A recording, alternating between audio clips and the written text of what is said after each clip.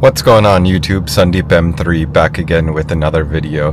Hope you guys are enjoying the uploads. I'm sticking to the Tuesday-Thursday schedule still at 3 p.m. EST, so feel free to like, comment, subscribe, and stay tuned for more videos. I've been getting a few messages that if you're a new M2, M3, M4 owner, what kind of mods should you start off with? So in today's video we're going to get right into the top 5 mods you should get for your G80 M3 or G82 M4, so stay tuned.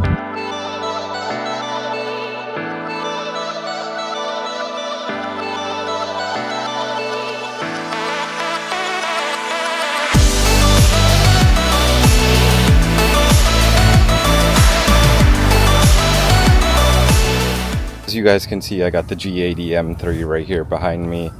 I washed it a couple days ago, but the pollen over here in the months of April and May is really bad, so it just starts turning yellow. The number one mod for the G80 M3, or any car for that matter, is window tint.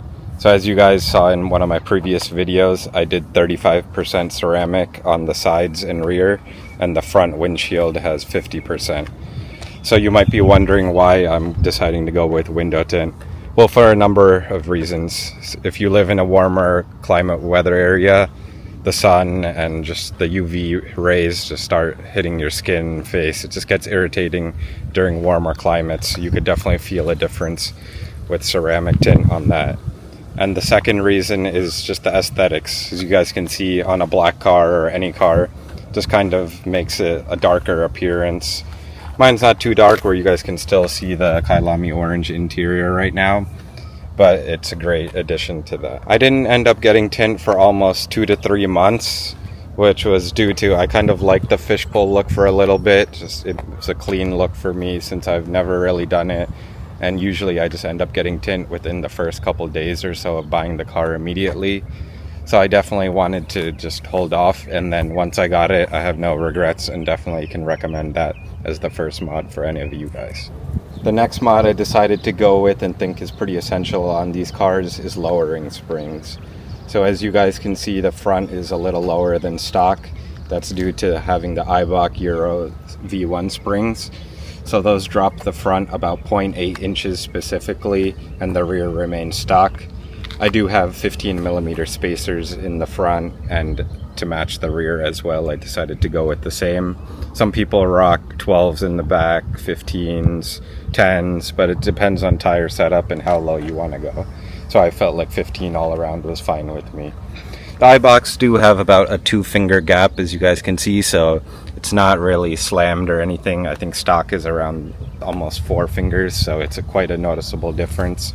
And I think just having that lowered aggressive look adds to the finish of this car. And the Eibachs ride pretty much like stock, no harsh bumps, bounces really on the highways.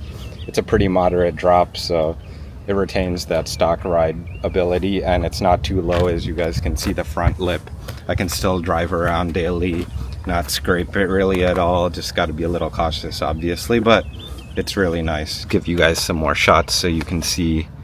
Doesn't really poke in the front. That's why more people, like I said, go with 18s, but I felt like 15s was a safe bet.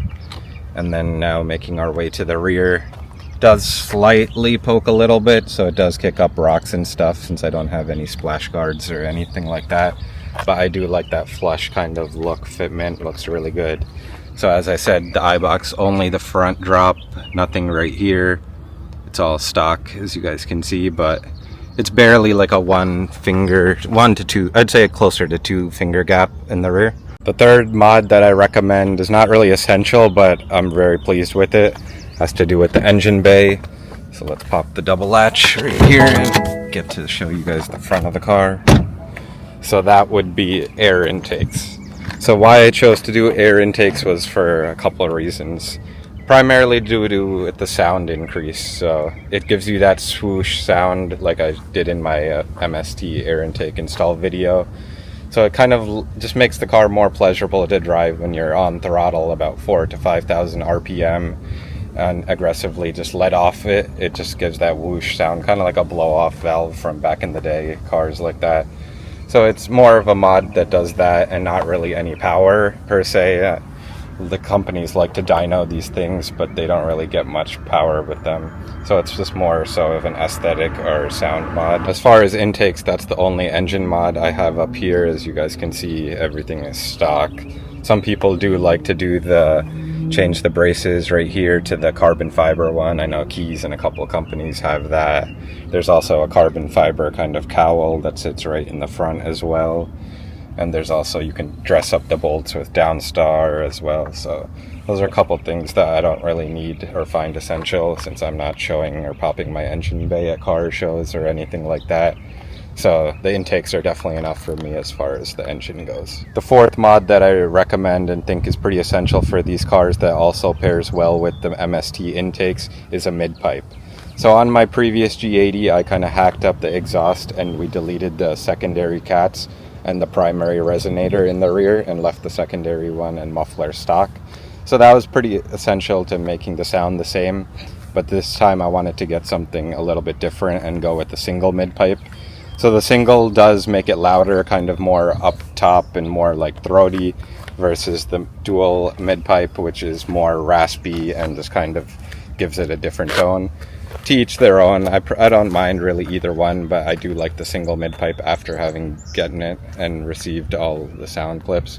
So it was definitely a mod that I wanted to get. There are a number of brands out there and pretty much everyone makes the same design, so you wouldn't really be able to tell the sound difference or anything. Quality is pretty much all stainless steel unless you're getting a titanium one, which is not really required, but it's all personal preference in the end of the day. But the single mid-pipe definitely does liven the car up and just makes it sound more aggressive. And all these G-Series platforms have really good sound deadening in the interior, so it's really not that loud when you're driving on it. I'll show you guys a few sound clips in a second as well. Fifth and final mod that I recommend for you guys, which initially I was kind of against, was the SST valve controller. So you guys can't really see anything, but if you go back a few videos, I do a whole install DIY, and I decided to go with the SST one. So I like the SST one because, first of all, I like affordable mods for the car. I mean, who doesn't when you already spent this much, almost $100,000 on these cars? You definitely don't want to keep paying as much as you want. And SST was kind of booming in the forums, really good quality and just easy to install. It took me less than an hour. So I decided to go with that one.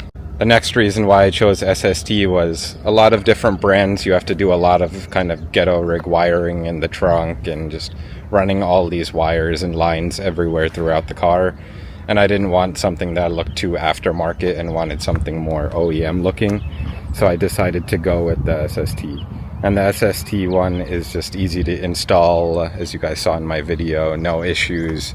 You get the little remote key fob, and you can also pair it along with your mirror home link system. So it's pretty much OEM factory looking. Nobody would be able to tell that that's installed. And that's just something I just like, simplicity. And I end up leaving it in open most of the time during my daily driving. But sometimes on the highways, if I'm going on the long journey on 295, and just have passengers in the car, or I just want to chill and relax and just cruise, I turn it off and just cruise along. So it's nice to have that functionality versus trying to keep the valves fully open by doing the wiring method or just messing with other things.